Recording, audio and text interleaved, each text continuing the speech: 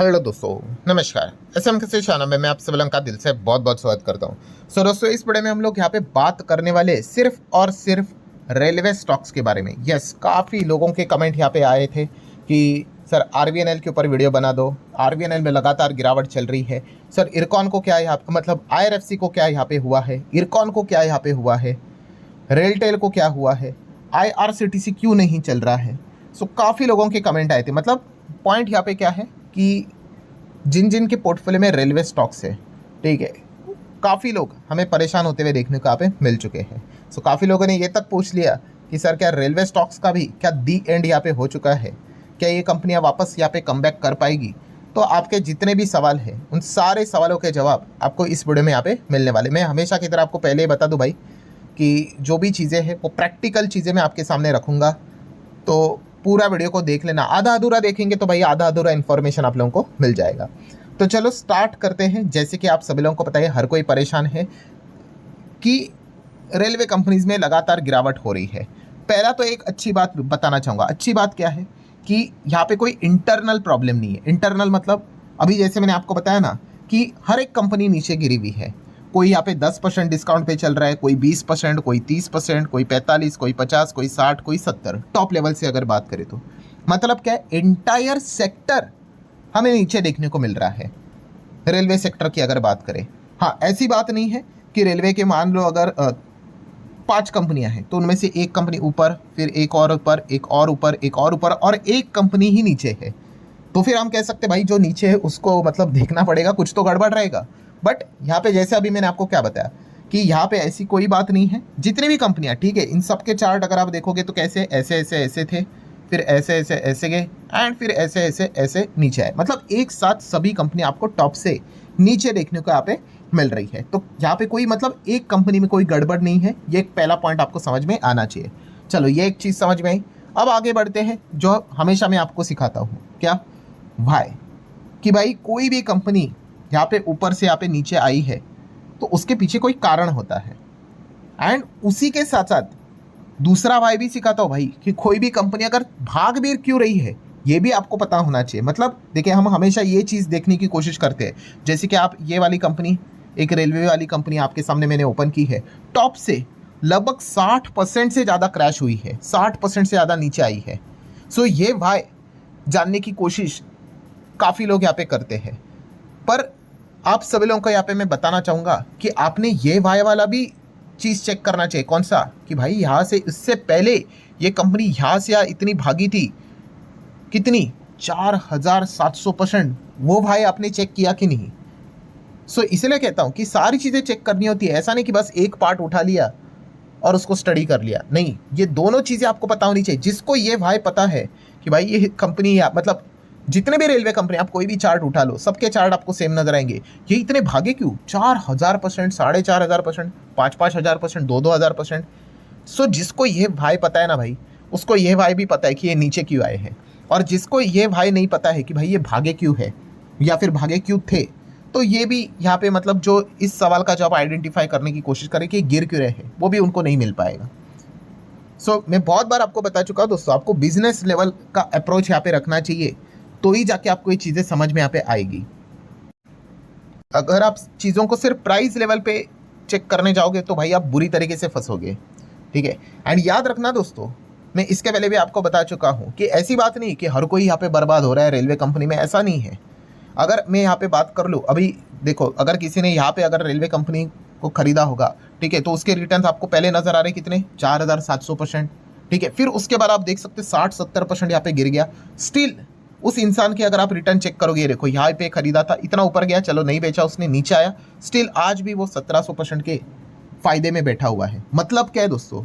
मतलब यही है जो मैं बहुत बार आपको समझाता हूँ कि टाइमिंग सबसे इंपॉर्टेंट चीज़ है शेयर बाजार का। सबसे मतलब मैं बार बार कहता हूँ कि कुछ गोल्डन रूल्स मैं आपको लिख के देता हूँ, उसमें से ये भी एक गोल्डन रूल है। कौन सा?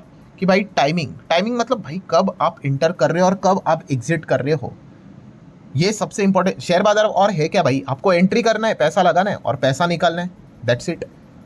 पर ये बोलने में जितना आसान लगता है उतना सिंपल होता नहीं भाई, उसके पीछे बहुत बड़ी स्टडी होती है। सो बहुत सारे लोगों का टाइमिंग क्या होता है, आप सभी लोग जानते हैं कि जब शेयर बहुत ही नीचे रहेगा, ठीक है, ये इस लेवल पे रहेगा, किसी को इंटरेस्ट नहीं रहेगा, ठीक है, पहले तो कंपनी 10-10 रुपए पे चलती थी, 20-20 रुपए पे चलती थी, 20 के आसपास कुछ तो मतलब बहुत सारे कंपनीज का आईपीओ भाई, कुछ तो ओएफएस आया था, फिर उसके बाद वो आधा भी हो गया था, 10-10 रुपए पे आए थे, फिर 2-3 साल तो स्टॉक चले भी नहीं।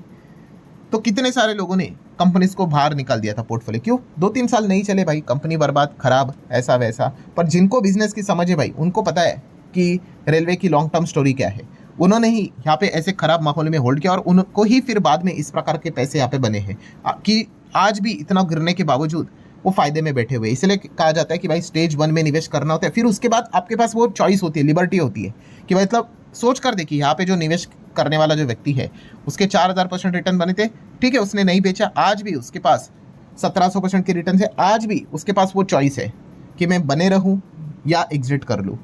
ये फ़ायदा होता है दोस्तों कि अगर आप अर्ली एंट्री कर लेते हो, ठीक है, सही टाइमिंग पे एंट्री कर लेते हो। और ये चीज़ वही इंसान कर पाएगा भाई जो बिजनेस की समझ रखता है। जिसको बिजनेस की समझ नहीं है भाई, जो B = B का फॉर्मूला नहीं फॉलो करेगा, वो क्या करेगा, स्टॉक ऐसा चलेगा, नॉट इंटरेस्टेड, जैसे ही भाग गया 10-20 गुना हो गया, फिर वो यहाँ पे खरीदेगा, फिर ऊपर से नीचे 30-40% नीचे, एंड परेशानी शुरू। ये सिर्फ मैं रेलवे की बात नहीं कर रहा हूँ, जिसको इस प्रकार की बीमारी है, स्टेज 2 फोमो में खरीदने की बीमारी है, उसके पोर्टफोलियो में सारे स्टॉक्स ऐसे ही रहेंगे। एकदम भाग रहा था, उसको उठा लिया, आज के दिन भी कोई ना कोई स्टॉक्स रहेगा ऐसे ही भाग रहा होगा, उसको उठा के लेके आते हैं कितने सारे लोग, फिर ऊपर से वो 30-40% नीचे, कहानी खत्म। सो पहला तो पॉइंट आपको ये समझ में यहाँ पे आना चाहिए भाई, टाइमिंग बहुत इंपॉर्टेंट चीज़ है। आप किधर भी चले जाओ, मैं बार बार कहता हूँ, आप सोना अच्छी चीज़ है कि नहीं, सोना चांदी की अगर बात कर ले, बट उसका भी एक भाव है भाई, उस लेवल पे उस दाम पे वो चीज़ खरीदनी होती है। आप अगर उसको 10 दाम दे के आओगे, 10 गुना दाम दे के आओगे, तो फिर वो वर्थ इट नहीं है। तो ये गोल्डन रूल आपको समझ में यहाँ पे आना चाहिए, ये मैं बार बार आपको सीख के बताता हूँ। और जिसको सीखना चाहिए भाई, वो पहले वीडियो छोड़कर चले जाते हैं, उनको चाहिए होता है भाई शॉर्टकट, लेवल टारगेट करते रहते हैं, ऐसा नहीं होता है भाई। लॉन्ग टर्म की आपको स्टोरी यहाँ पे समझ में यहाँ पे आनी चाहिए। सो चलिए, पहला वाला पॉइंट तो मैंने आप लोगों को यहाँ पे बता दिया। अब यहाँ पे आ जाते हैं सबसे इंपॉर्टेंट चीज़, दूसरा वाला पॉइंट कि वाई, कि भाई अभी पहले तो भाई 4-4 हज़ार%, 5-5 हज़ार%, सो अब यहाँ पे ऊपर से ऐसा गिर क्यों रहा है, उसके पीछे का कारण क्या है? तो दोस्तों देखिए, अगेन आपको रेलवे का बिजनेस स्टोरी समझना पड़ेगा। आप बताओ, रेलवे का रिमोट कंट्रोल किसके पास है? रिमोट कंट्रोल मतलब तो आप सभी लोगों को पता ही है दोस्तों, रेलवे चलाता कौन है? भारत सरकार चलाता है भाई, सरकार के पास है। सारे रेलवे कंपनी अगर आप देखोगे तो आपको सरकार ही उसमें आपको नजर यहाँ पे आएगी। सो जो रेलवे बजट होता है, जो 1 फरवरी को हमें देखने को मिलता है, पहले तो अलग हुआ करता था, बाद में उसको क्लब कर दिया। सो जो रेलवे बजट है दोस्तों, उसमें यहाँ पे सरकार उस पर्टिकुलर सेक्टर में कितना अमाउंट देती है, ये पर्टिकुलर रेलवे सेक्टर के लिए बहुत इंपॉर्टेंट चीज़ बनती है।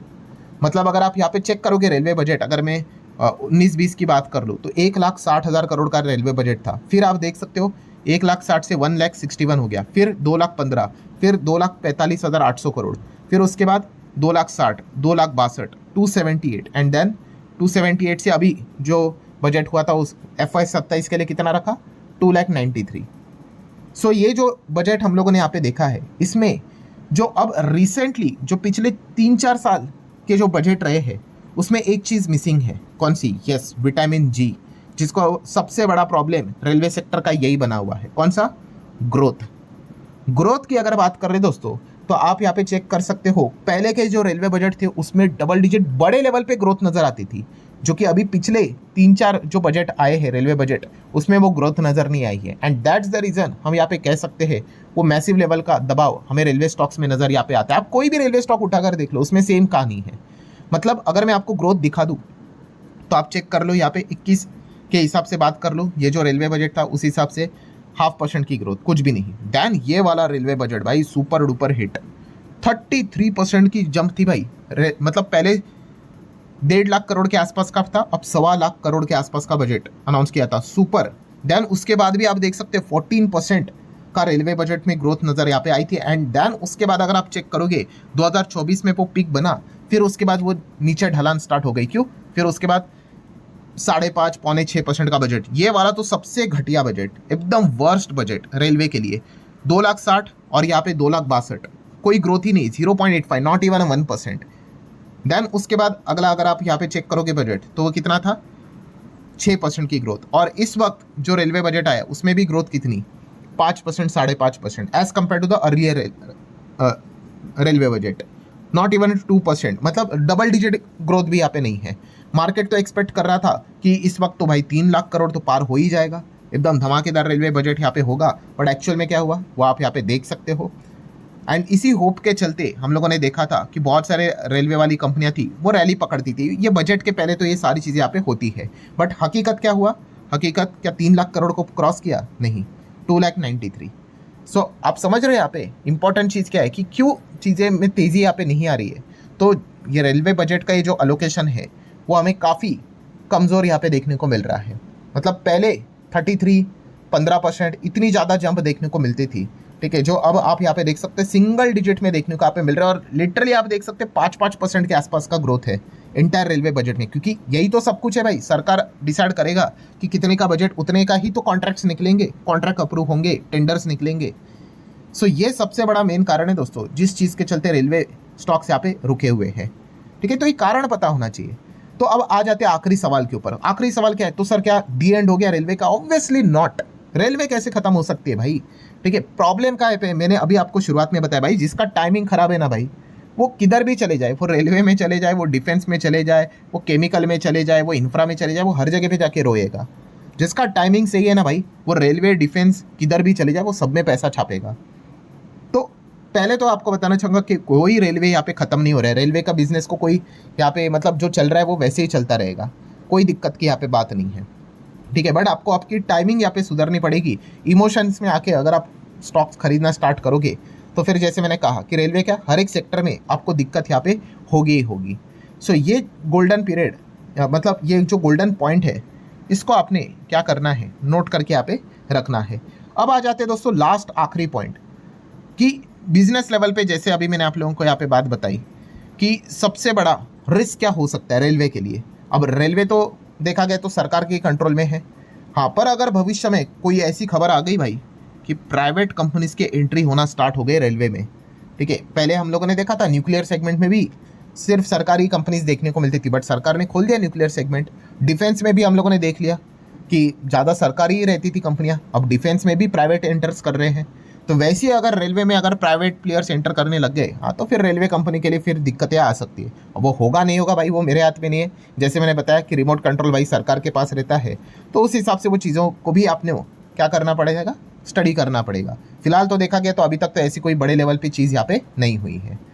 सो आशा करता हूँ दोस्तों जितने भी इंपॉर्टेंट पॉइंट्स थे सारे मैंने कवर कर लिए। प्रैक्टिकली जो चीज़ें थी वो मैंने आपके सामने यहाँ पे रखी हुई है। सो वीडियो हेल्पफुल लगा होगा, चाहो तो लाइक एंड शेयर कर सकते हो। मिलते हैं अगले वीडियो में, तब तक के लिए बाय बाय।